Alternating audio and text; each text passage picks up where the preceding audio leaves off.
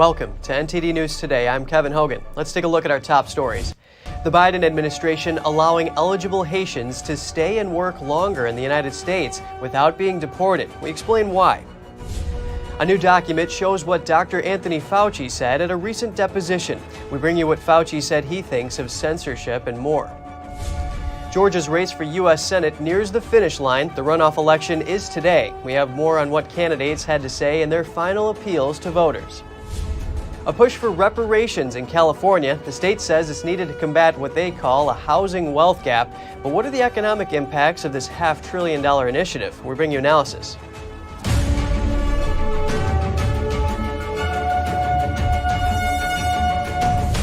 The Biden administration is allowing hundreds of thousands of Haitians to stay and work in the U.S. longer without being deported. NTD's Jessica Beatty has more on the decision.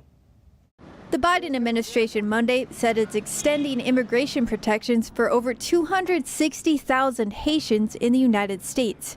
Protections include deferred deportation and being able to work in the U.S. for an extra year and a half, until August 2024. It's part of something called Temporary Protected Status, or TPS. Congress created TPS in 1990 to provide temporary protections for immigrants from certain countries if it's deemed unsafe for them to return home. The Biden administration says it's still unsafe for Haitians to return because of socioeconomic challenges, political instability, gang violence, and the recent catastrophic earthquakes. Haitian nationals who entered the U.S. after November 6th are not eligible for the protected status. If they're living in the U.S. illegally, they could still be removed from the country. Meanwhile, President Biden's visiting Arizona Tuesday, but not the southern border, even though he'll only be 100 miles away. Immigration experts on both sides are unhappy, as President Biden has not visited the border despite the border crisis. Why go to a border state and not visit the border? Because there's a more important thing going on. They're going to invest billions of dollars in a new enterprise. Fox reports that former President Trump visited the border 5 times as president. The former director of Immigration and Customs Enforcement under Trump, Tom Homan, says Border Patrol agents risk their lives every day to enforce Biden's policies. Homan told Fox if Biden fails to visit the border and talk to Border Patrol agents, then he'll show he's truly abandoned the agency that works 24/7 to keep this country safe. Progressive groups are also frustrated. Alexandra Miller from the American Immigration Council says Biden should see the impact of federal immigration policies, in her words, to bear witness to the cruelty that migrants are experiencing. Illegal border crossings hit a record yearly high in 2021 under Biden at 1.7 million. It already hit a new record this year at 2.3 million. Jessica Beatty, NTD News. Dr. Anthony Fauci says he relied on others to dismiss the COVID-19 lab leak theory because he doesn't have enough expertise in the area. That's despite repeatedly dismissing the theory. This and more were published in a document yesterday. On Monday, Dr. Anthony Fauci's deposition was released. The deposition was taken as part of a lawsuit alleging collusion between the U.S. government and big tech to censor people. In the deposition, Fauci said he did not have the expertise to determine whether COVID-19 came from nature or a laboratory. That's despite repeatedly dismissing the theory that it originated in a Chinese lab. I'm not qualified, since I'm not an evolutionary virologist, to make any kind of definite determination. I have relied, as anyone would, with highly qualified, respected evolutionary virologists to come to that conclusion or not. After Fauci dismissed the theory in 2020, big tech companies began censoring people who suggested that COVID did come from a lab. Fauci says neither he or his staff reached out to social media companies to ask for censorship. However, he was later shown an email which showed that officials from the National Institute of Allergy and Infectious Diseases were trying to connect to Google on vaccine communications, specifically misinformation, and that a meeting was planned. He said he wasn't sure whether the meeting ever took place, after saying that he was concerned about misinformation regarding vaccines because it could lead to the loss of life. Fauci was asked whether he thinks misinformation should be stopped, to which he replied, "That's not my area. I'm very well aware of the concept of freedom of speech. The area of the curtailment of that is something that is not in my area of expertise." It was also revealed that Fauci's daughter used to work for Twitter as a software engineer. Fauci says he never discussed content posted on social media with his daughter. A Texas federal judge has ordered Southwest Airlines to reinstate Charlene Carter. She's the flight attendant who made headlines after a jury ruled she was unlawfully fired for expressing pro-life views and for criticizing her union. Judge Brantley Starr remarked, "Bags fly free with Southwest, but free speech didn't fly at all with Southwest in this case." Starr granted Carter over $800,000 in compensation, punitive damages, and back pay. The judge wrote that the jury also awarded future pay, but that Carter would rather have her job back. Carter became an outspoken opponent of abortion after she suffered physical and emotional effects after terminating a pregnancy years earlier when she was 19. Georgia's U.S. Senate runoff election is today. Candidates made their last pitches to voters on Monday. The outcome of the close race will determine if Democrats can add to their thin majority in the chamber. NTD's Jeremy Sandberg has more on today's contest. The contest between incumbent Senator Raphael Warnock and Herschel Walker in the battleground state of Georgia has been the most expensive race in this year's cycle. Campaign finance data shows total spending was close to $400 million. Warnock says he's confident of a win, but isn't celebrating yet. I won in the runoff before, and I'm not about to spike the football before I get into the end zone. The pro-abortion pastor likened Democrats' progressive push to the contractions of a new birth. You have to suffer through the contractions, knowing that if you keep on pushing, change is always possible. And I don't know about you in this defining moment in America, I'm ready to keep on pushing. Recent polling shows Warnock with a slight lead within the margin of error over his Trump-endorsed challenger. The former president called into Walker's Monday rally to show his support. A vote for Raphael Warnock is a vote to give Chuck Schumer and the unhinged far-left Democrats total control of the United States Senate. We can't let this happen. Walker used a football analogy to galvanize his base. If we flood the zone by 8 or 9, we'll know who won this contest. Election officials have reported heavy turnout ahead of the runoff. Political experts expect the early vote leaned Democrat. Republicans tend to vote in bigger numbers on Election Day. Vote, vote, vote, flood the polls. Georgia's Secretary of State Brad Raffensperger says a strong turnout is expected on Election Day and that he's worked hard to ensure everything runs smoothly. We've actually already had 80,000 people that voted in this runoff that didn't vote in the fall at all. So that's what you're really seeing is people that were kind of sitting back and watching things are getting engaged in this race. So we think both sides are energized. He says the results will be audited and verified. A Warnock victory could give Democrats an outright majority of 51 seats in the upper chamber and a measure of sway over committees and judicial appointments. A win for Walker would boost Republicans' chances of blocking President Biden's agenda. Jeremy Sandberg, NTD News. Internal email documents at Twitter show that Arizona Secretary of State Katie Hobbs allegedly collaborated with former Twitter officials last year. This by flagging accounts for so-called election misinformation. NTD's Daniel Monahan has the story. The revelation comes as Elon Musk and journalist Matt Taibbi late last week demonstrated how the company previously censored conservatives at the urging of the Democrat Party. Carrie Lake commented on Tucker Carlson. This thing is going to go so deep that I think people are going to be shocked when they learn the full extent. According to an email on January 7, 2021, the communications director for Hobbs' Secretary of State office emailed the Center for Internet Security, or CIS. It read that they are flagging an unidentified Twitter profile for review under the subject line titled Election-Related Misinformation. A CIS representative later forwarded the message to a Twitter employee saying, "Please see this report below from the Arizona Secretary of State's office. Please let me know if you have any questions." The Twitter employee replied saying, "Thank you. Both tweets have been removed from the service." Meanwhile, Arizona Secretary of State Katie Hobbs, Governor Doug Ducey, and other officials on Monday certified the state's vote canvass. This officially declares Hobbs, a Democrat, the winner in the race for governor. And I just want to once again thank the voters of Arizona. Because of your participation, our democratic institutions thrived. Stay engaged and keep voting. Election officials acknowledged there were mishaps in the November election, but said no one was disenfranchised. Hobbs, meanwhile, said, quote, Arizona had a successful election. Republican candidates, including Kari Lake, who ran for governor, and Abe Hamadeh, who ran for attorney general, have said they will sue. They had to wait for the certification before they could formally challenge the results in court, and state law says they have 5 days to do so.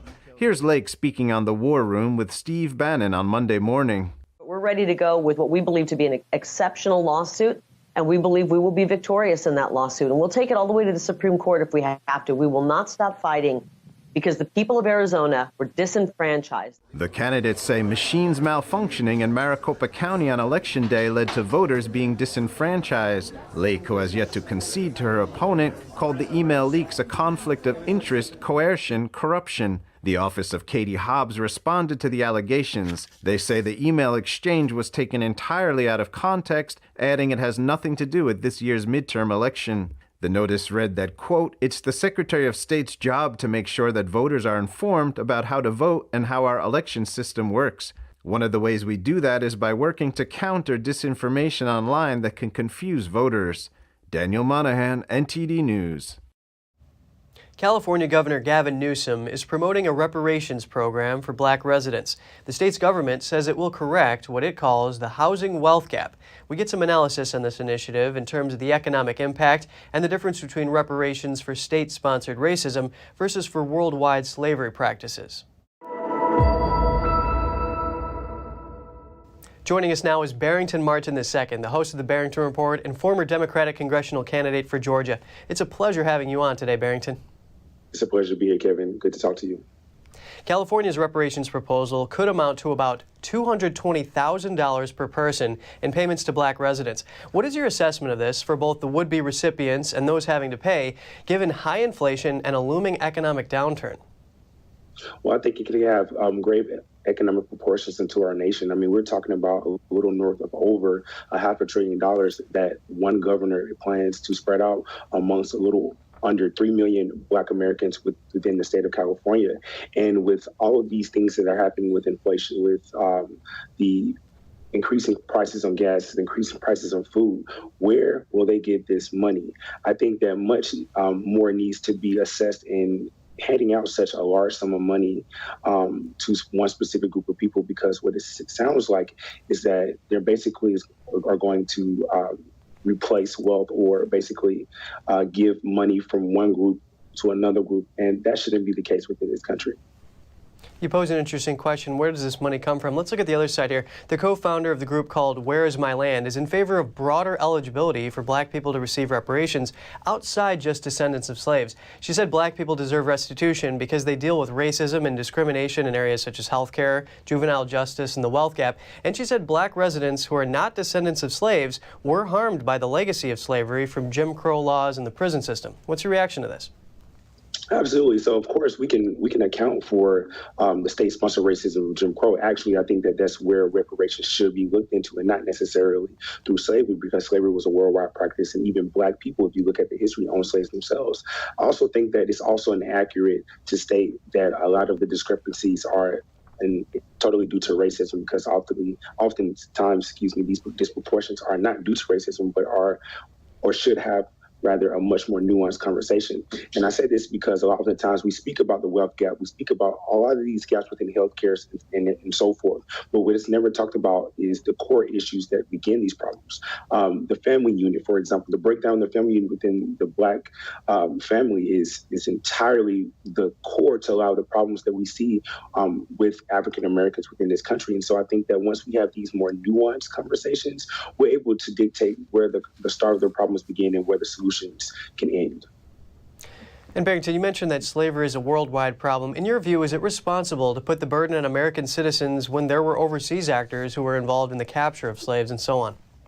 Absolutely not. When you look at the history again, I think that this another conversation needs to be had in regards to this topic, is that we need to go back and look up the history books and actually see what occurred. There were many different financiers of slavery. There were many different countries that had a direct thing to do with slavery. America is one of the only countries to end slavery practices as early as it did. I mean, we still have slavery right now taking place right now in present day within this world that we live in. And you speak at a national level how America was ending slavery early. Now let's look at an individual level. White people as well as black people own slaves. So how would this affect discussions surrounding reparations?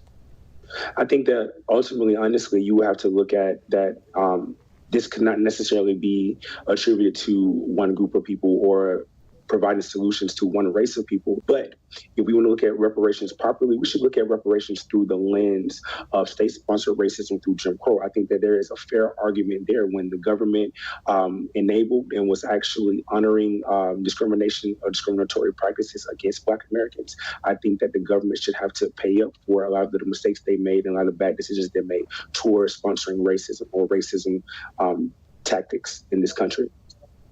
A lot to think about here. Barrington Markin II, host of the Barrington Report and former Democratic congressional candidate for Georgia. Thank you so much for your analysis. Thank you so much, Kevin. Coming up, the Center for Jewish History in New York is helping Holocaust survivors find lost family. The new program offers DNA testing kits. We have that and more just after this break.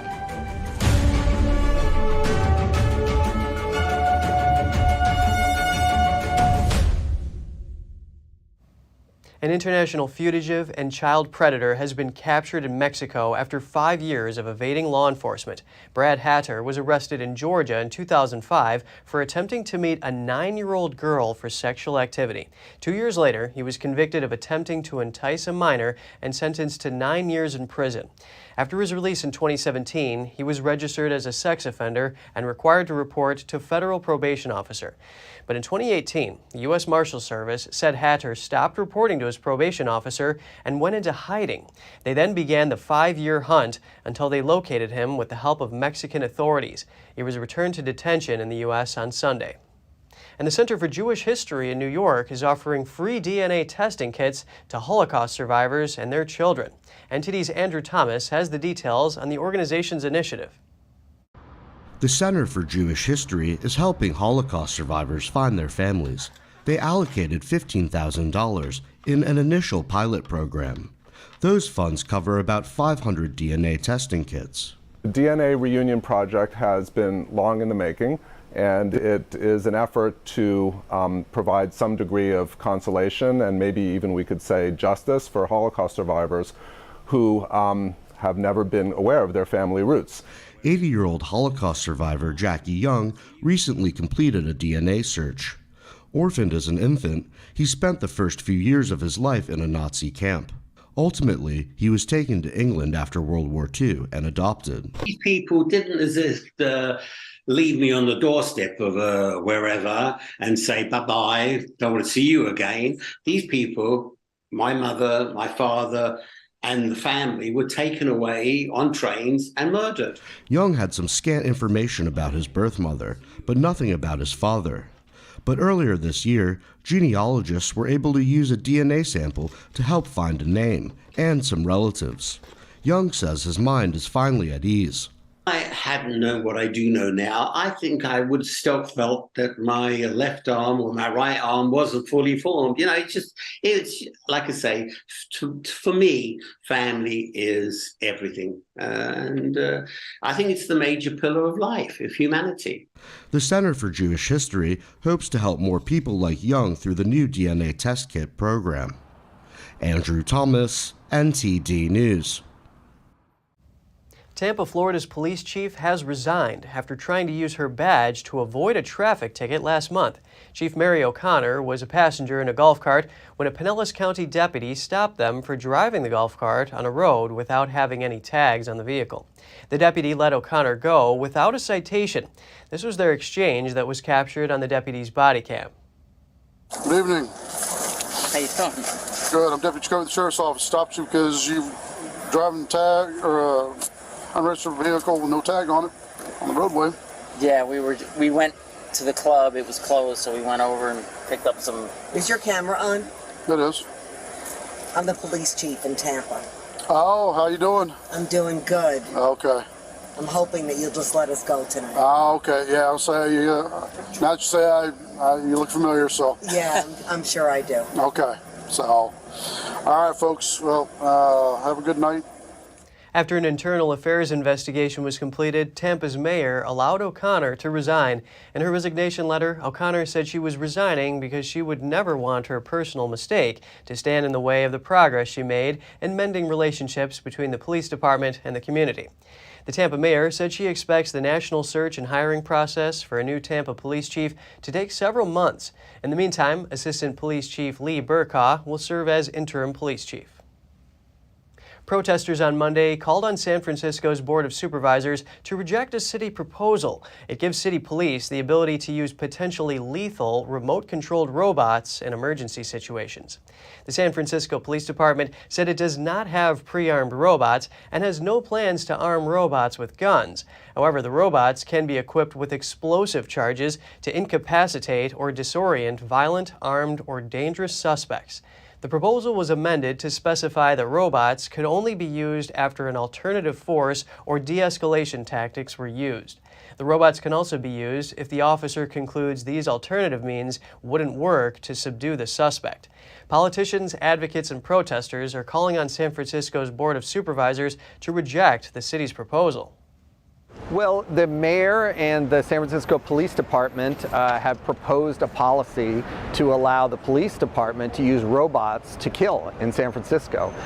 And that came before the Board of Supervisors last week and passed by an 8-3 majority. And it's coming back for a second reading, the final reading, tomorrow. And we wanted to send a clear message that people are opposed to this. I voted against it, and most people in San Francisco are strongly opposed to having robots that kill. The first time a robot was used to deliver explosives in the U.S. was in 2016. Dallas police sent an armed robot to kill a sniper who had killed 5 officers in an ambush. San Francisco police say they currently have a dozen ground robots, but none have been used to deliver an explosive device. Hertz has agreed to pay out $168 million to some former customers. The settlement is over claims related to the company falsely reporting rental cars as stolen. The case has sometimes resulted in people being arrested and spending time in jail before the false reports were worked out. In one case, a person claimed it took 2 years to resolve the case against them. Systematic flaws by Hertz are allegedly to blame, including not recording payment or rental extensions, failing to track its own vehicle inventory, and failing to correct false reports to police.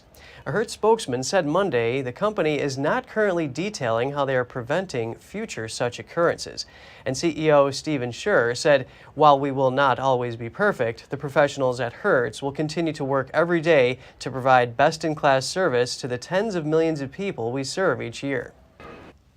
Putting your cell phone on airplane mode during a flight, could that soon be coming to an end? In Europe, regulators there recently cleared the way for devices that use 5G technology to remain on during flights. Aviation experts believe the U.S. industry is likely to follow. However, it's still expected the FAA will keep in place a general regulation that prohibits use of certain devices for safety's sake. That's unless operators determine a device is okay to use. One aviation studies professor says the main issue remains potential interference with an airplane's navigation systems. There has not yet been any evidence that electronic interference has caused problems or, worse, been a factor in a crash. However, the Federal Communications Commission says devices not in flight mode can overload networks on the ground, especially during takeoffs and landings. Experts say 5G wavelengths are not as likely to interfere with aircraft systems as older generation cell service. A 2017 survey found about 40% of passengers admit to not putting their device on airplane mode. And the Mauna volcano on Hawaii's Big Island continued to visibly erupt in the early hours of Tuesday morning, with lava bubbling from a seam in the rock. U.S. Geological Survey scientist Ken Hahn said on Monday that it's believed the volcano is spouting out between 100 and 150 cubic yards per second. He says the front of the lava flow is moving at approximately 50 feet per hour. A concern for many on Hawaii's Big Island is that the lava will reach Saddle Road, also known as Route 200. The highway connects communities on different parts of the island, and if the road becomes impassable, the delivery of many goods and services will become much more difficult and time-consuming. It remains unclear when or if the lava will actually reach the road. And just ahead, a YouTuber from Taiwan shows examples of YouTube's filtering mechanism. And take a look at what he finds out. And President Joe Biden is heading out west today. The Taiwanese chipmaker TSMC is making some big investments in Arizona. That and more when we return.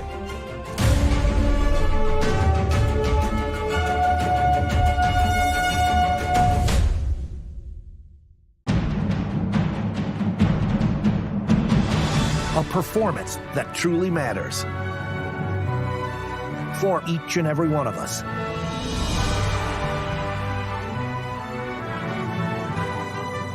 This is what you've been waiting for. See it at least once in your lifetime. Get tickets now at shenyun.com.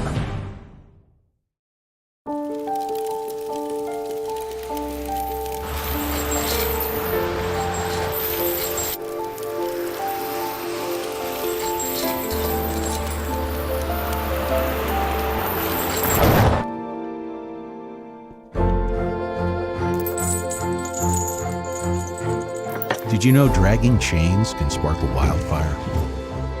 Only you can prevent wildfires.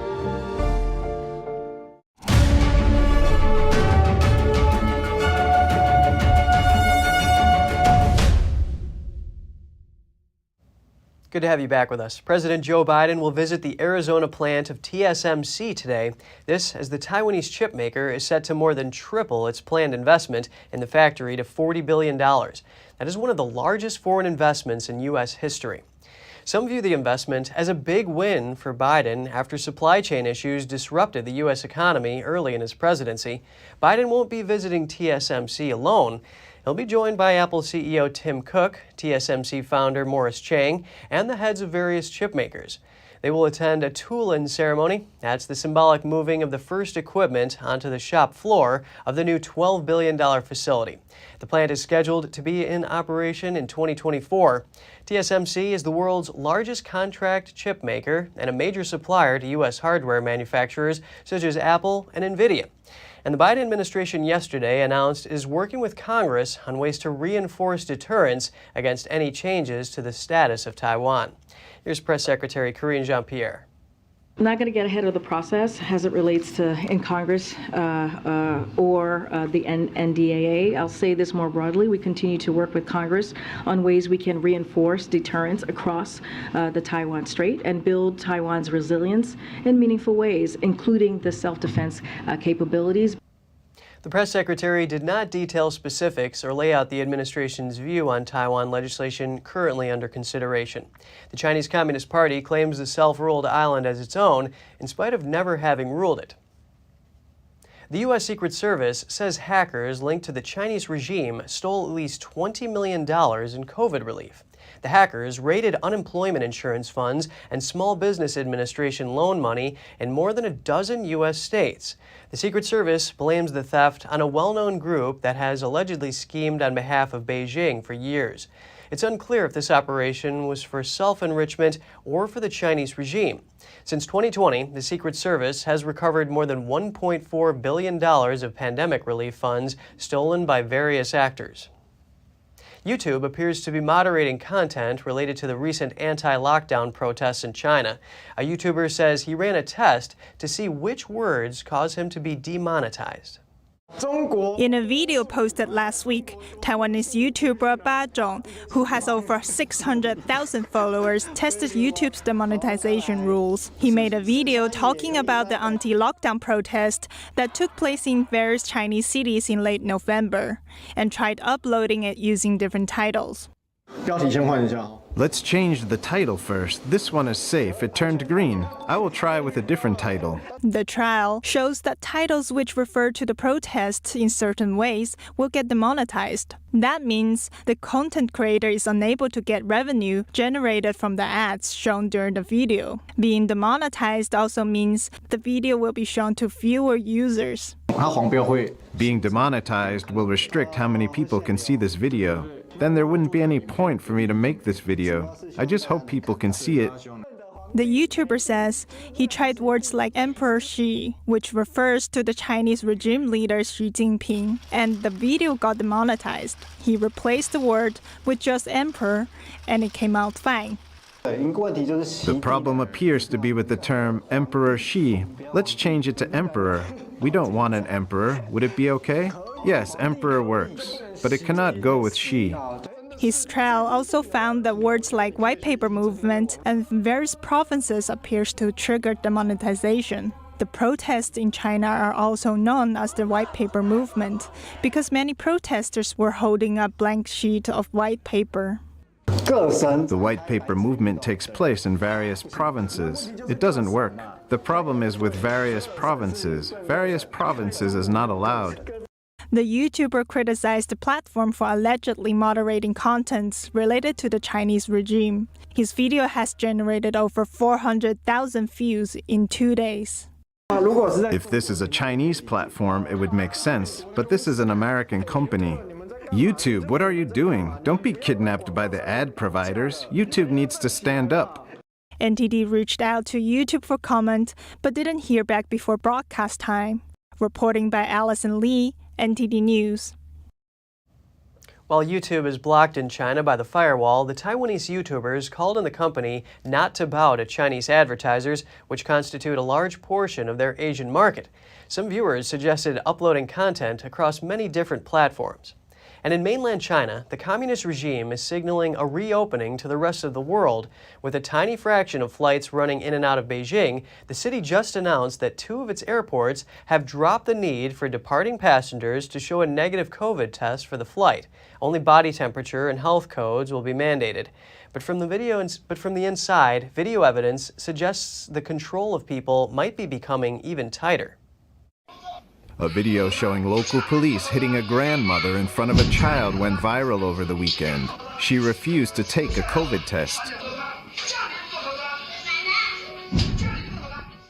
NTD cannot verify the date of the video, but the Chinese regime using force on citizens is not a rare occurrence. Another video posted December 2nd shows health workers in white suits breaking into a woman's hotel room to forcibly take her to a quarantine camp. While the woman screamed that she wasn't dressed appropriately and needed to change, the men ignored her request and entered her room.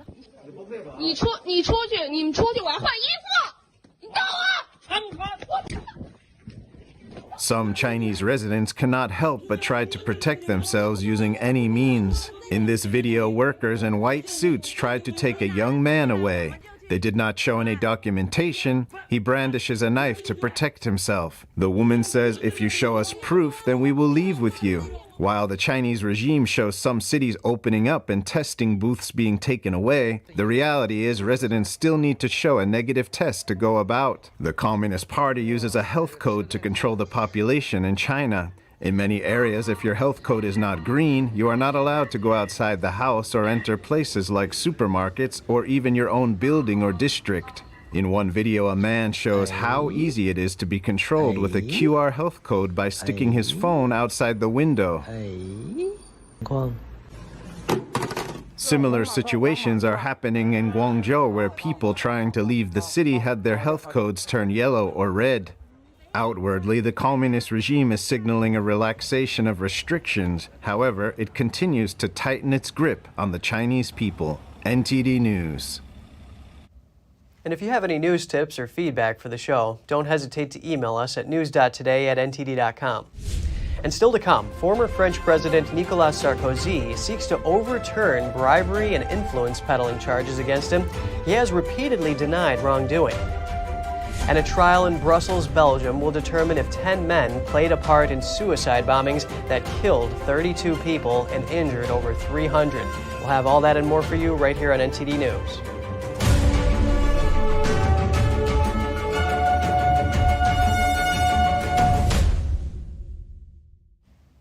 Russian President Vladimir Putin drove a Mercedes across the bridge linking southern Russia to the annexed Crimean Peninsula.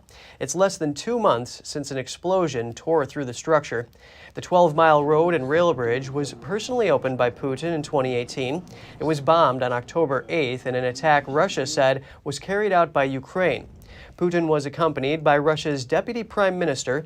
He was shown in state media behind the wheel of the Mercedes asking questions about the attack. He also walked along parts of the bridge to inspect it and asked about the repair work. Ukraine never claimed responsibility for the bombing. The bridge is considered Europe's largest. The explosion wrecked one section of the road bridge, temporarily halting traffic. The blast also destroyed several fuel tankers and a train heading towards the annexed Crimean Peninsula from neighboring southern Russia. Elon Musk's SpaceX is expanding its Starlink satellite system into the military sphere. It's a new national security line called Starshield. The new program was unveiled on December 2nd. It includes building up the launch and satellite communications technology, as well as providing a secured satellite network for government entities. The most likely customers of Starshield would appear to be the U.S. military and intelligence community, which have already invested heavily into SpaceX's satellite technology, with key stakes in the Starlink system. Details on Starshield's scope and capabilities remain sparse, including the time frame for when the system would be in orbit and the total amount invested. SpaceX has yet to announce any tests or results, but the company envisions Starshield as the center of an end-to-end package for national security. A protester assaulted Albanian opposition leader Sali Berisha. He was in the Albanian capital for a summit between leaders of the European Union and Western Balkan countries. Video shows Berisha leading hundreds of protesters toward the summit area. At this point, a man stepped out of the crowd and punched him in the face. The attacker was immediately subdued by bodyguards. Witnesses saw Berisha's face covered in blood. It's still unclear what led to the attack. Police say the detained suspect had been charged with violence and drug trafficking. Berisha has served as both president and prime minister of Albania. He was banned from the U.S. in 2021 for alleged corruption, but he denied any wrongdoing.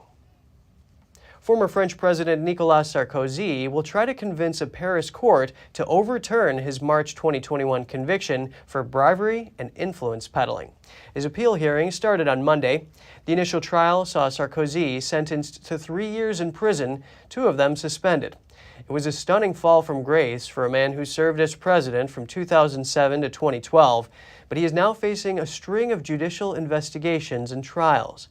At the time of the initial trial, the court found that Sarkozy had tried to bribe a judge after leaving office and to peddle influence in exchange for confidential information about an investigation into his 2007 campaign finances. According to Judge Christine Mee, he took advantage of his status and the relationships he had formed. Sarkozy repeatedly denied any wrongdoing and said he was the victim of witch hunts and lies. His appeal suspended the execution of the sentence in the original trial. The appeal hearing, scheduled to last until December 16th, will review both the verdict and the sentence. Together with late Jacques Chirac, who was found guilty of corruption in 2011, Sarkozy is the only other president to be convicted by a court. Emotions are running high in Brussels as a bombing trial begins. The trial will determine whether 10 men played a part in the 2016 suicide bombings that killed 32 people and injured over 300. Belgium has launched its largest ever criminal trial, more than 6 years on from the 2016 terror attacks. 10 men will stand trial accused of involvement in a triple suicide bombing which killed 32 and injured over 300 around the capital. Islamic State claimed responsibility for the coordinated attacks on March 22nd. Brussels airport was hit by twin bombings, while a third was detonated at a metro station. The trial, which is expected to last 7 months, will no doubt trigger painful memories. 6 of the accused have already been sentenced to jail terms in France for their role in the November 2015 Paris attack, in which 130 were killed. That includes Salah Abdeslam, the main suspect in the Paris trial. 9 of the accused are charged with multiple murders and attempted murders in a terrorist context and face potential life sentences. All 10 are accused of participating in the activities of a terrorist group. One of the men will be tried in absentia, but is presumed to have been killed in Syria. The case, which will be overseen by Judge Lars Massar, will be settled by a jury, with lawyers representing around 1,000 people affected by the attacks. The trial is estimated to cost at least €35 million, $37 million, and will include hearings for some 370 experts and witnesses. Just ahead, Londoners scavenge for artifacts along the banks of the River Thames. The hobby is called mudlarking, and it traces its roots to at least the late 18th century. At Oslo's Viking Ship Museum, a team of engineers works to preserve 3 vessels that have survived for a millennium. Soon, they'll have a new home. Stay tuned for more on that when we return.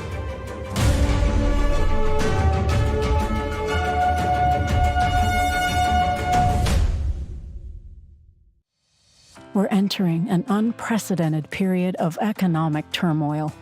The economy is unstable, our government is in shambles, and the global war on energy has created a domestic crisis. Americans need a way to protect their financial future.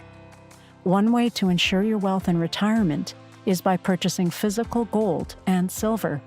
We can help. You can roll any part of your retirement account into a gold or silver IRA. Better yet, you can open a gold or silver IRA in 5 minutes or less using our online application. Preserving your family's financial legacy is a choice that's always available to you. And when you're ready, we're here to help. Call us and speak to one of our IRA professionals. Let's build your financial legacy together. GSI Exchange, wealth for generations to come.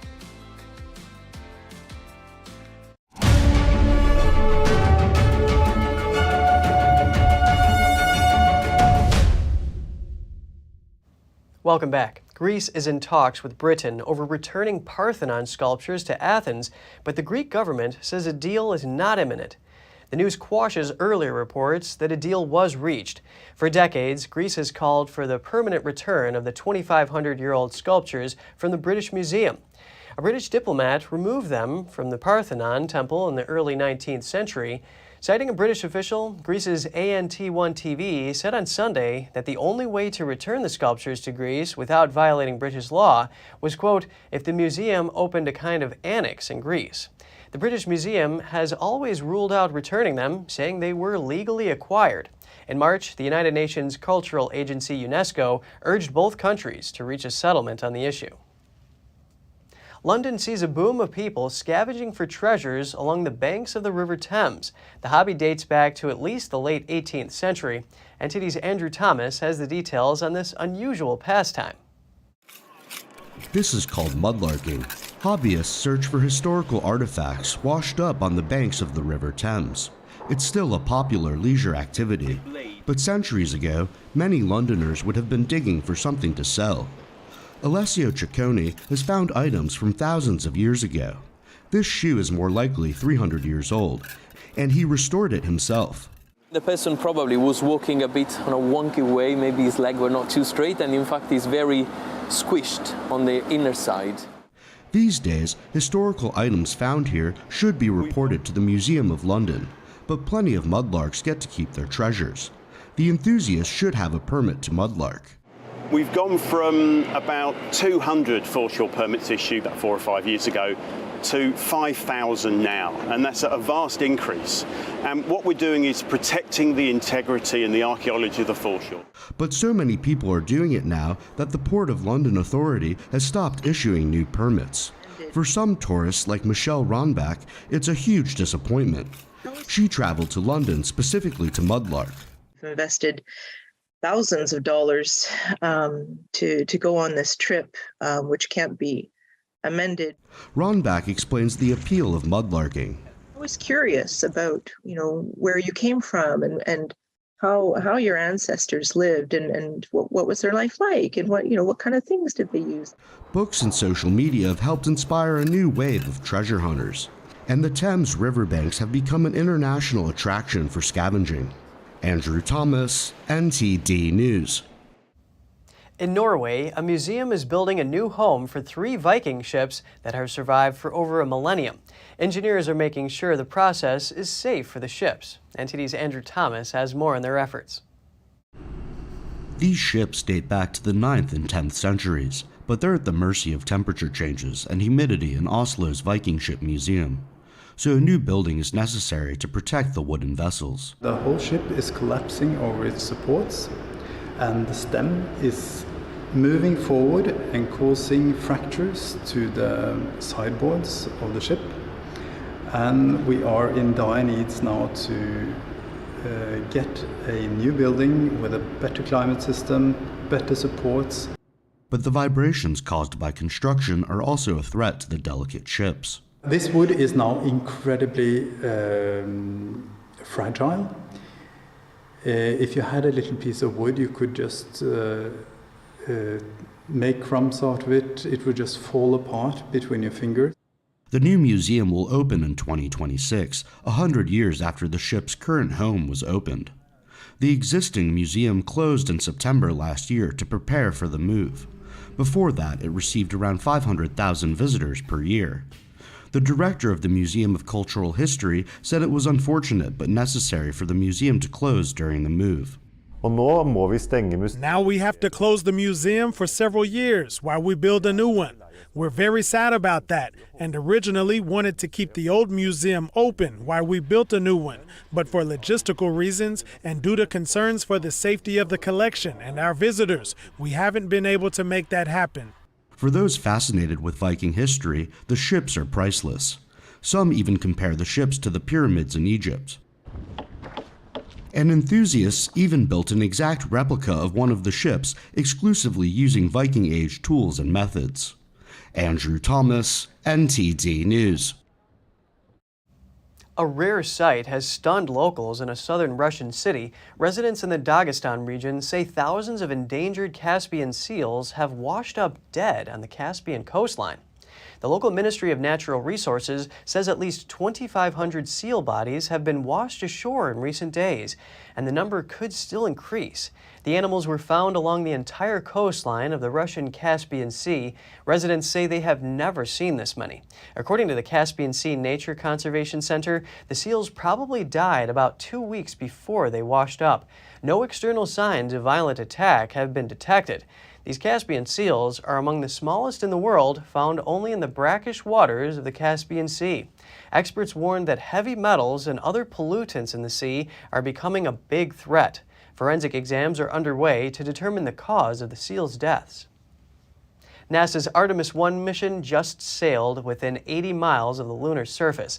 It's the closest approach to the moon for a spacecraft built to carry humans since Apollo 17 half a century ago.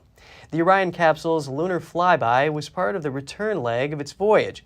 About a week ago, it reached its farthest point in space, nearly 270,000 miles from Earth. The unmanned capsule passed about 80 miles above the lunar surface on Monday as the spacecraft fired its thrusters for a powered flyby burn. The move is designed to change the vehicle's speed and set it on course back to Earth. NASA said the 3.5-minute burn is the last major spaceflight maneuver for Orion. It's due to parachute into the sea and splash down on December 11th. And coming up, auctioneers in New York are displaying some of the highest value diamonds. The rarest pieces may fetch up to $20 million. And World Cup scalpers are making huge profits on their ticket resales. Find out their strategies. We'll be back with more soon here on NTD News.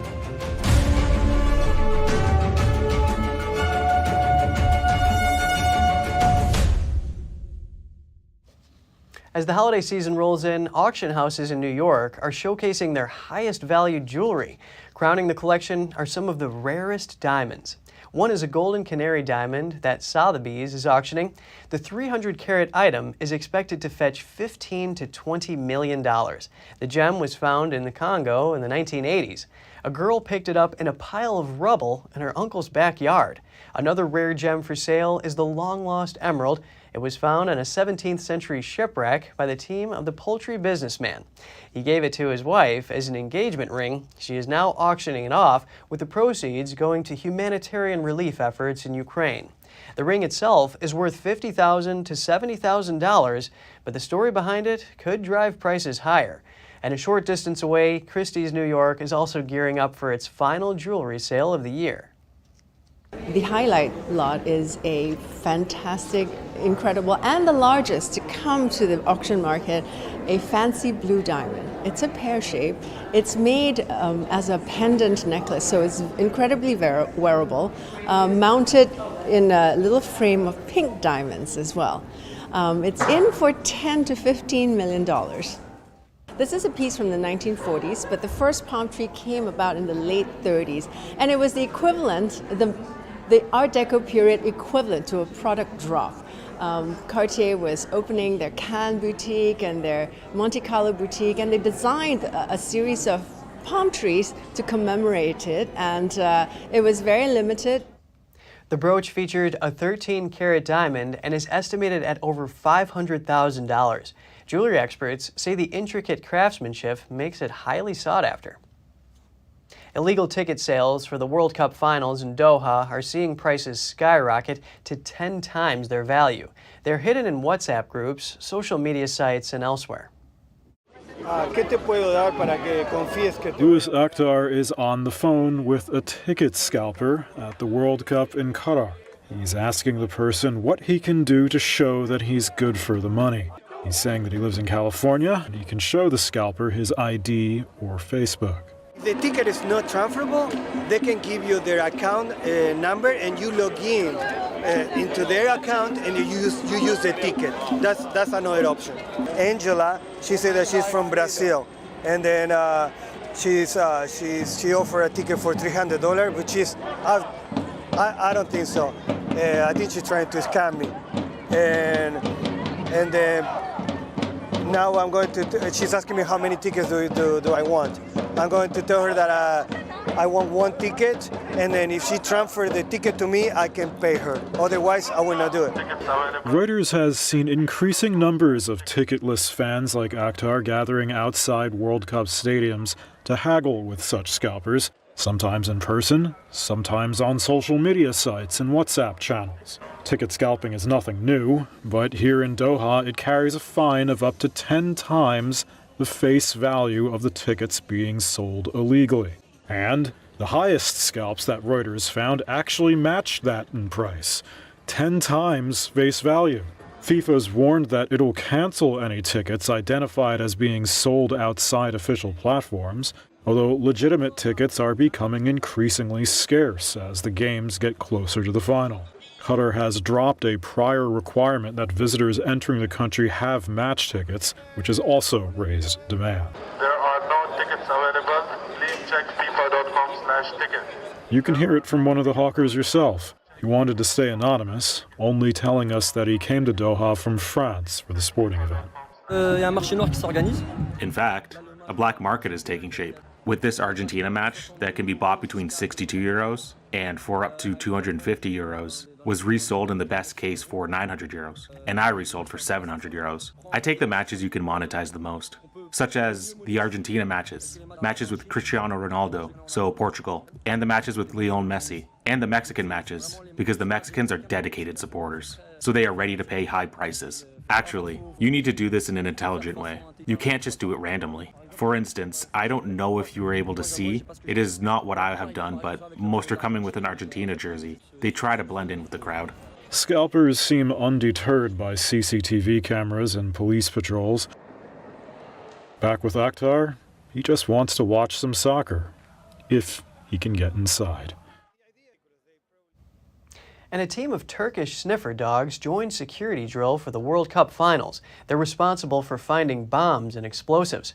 During the safety drills in Doha, the sniffer dogs searched for potential explosives in sports stadiums and vehicles. Experts then made controlled explosions. It was part of an international effort to maintain security for the FIFA 2022 World Cup. Turkey and Qatar have strengthened ties in recent years. The two nations work closely on commercial and economic issues. This year, Turkey sent more than 3,000 security personnel to Qatar for the World Cup and provided training ahead of the Games. Aside from that, Turkish authorities say they have sent 100 members of special forces, 50 bomb detection dogs and their operators, as well as 50 bomb experts and other staff to Qatar. The world's oldest land animal is getting a series of commemorative stamps to mark its 190th birthday. Officials on the South Atlantic island of St. Helena made the stamps for Jonathan, a giant tortoise. Jonathan is also the face of St. Helena's 5-pence coin.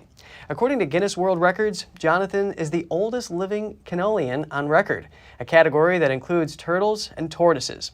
He is thought to have been born around 1832. The famous turtle was brought to St. Helena from the Seychelles in 1882. If you embraced a bit of lethargy during the pandemic, you're not alone. In fact, that behavior has become such a phenomenon, it inspired the Oxford Word of the Year for 2022, Goblin Mode. Oxford University Press says Goblin Mode is when you're unapologetically self-indulgent, lazy, slovenly, or greedy, typically in a way that rejects social norms or expectations. It's basically the opposite of trying to better yourself. This is the first year the Oxford Word of the Year was chosen by the public. Goblin Mode beat out its two competitors, Metaverse and the hashtag #IStandWith. And that's all for today's program. We're really glad to have you with us. Please send us an email if you'd like to tell us something. We're going to put it on screen. For podcasters, that's news.today@ntd.com. I'm Kevin Hogan, NTD News, New York City.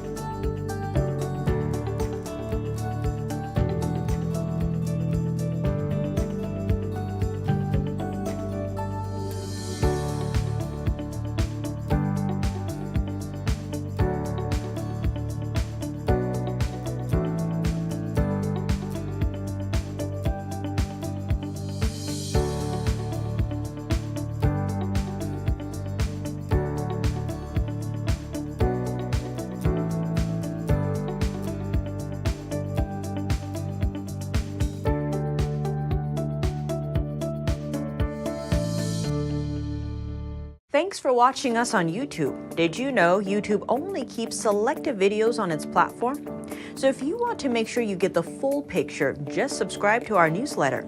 Go to newsletter.ntd.com and sign up. It's free.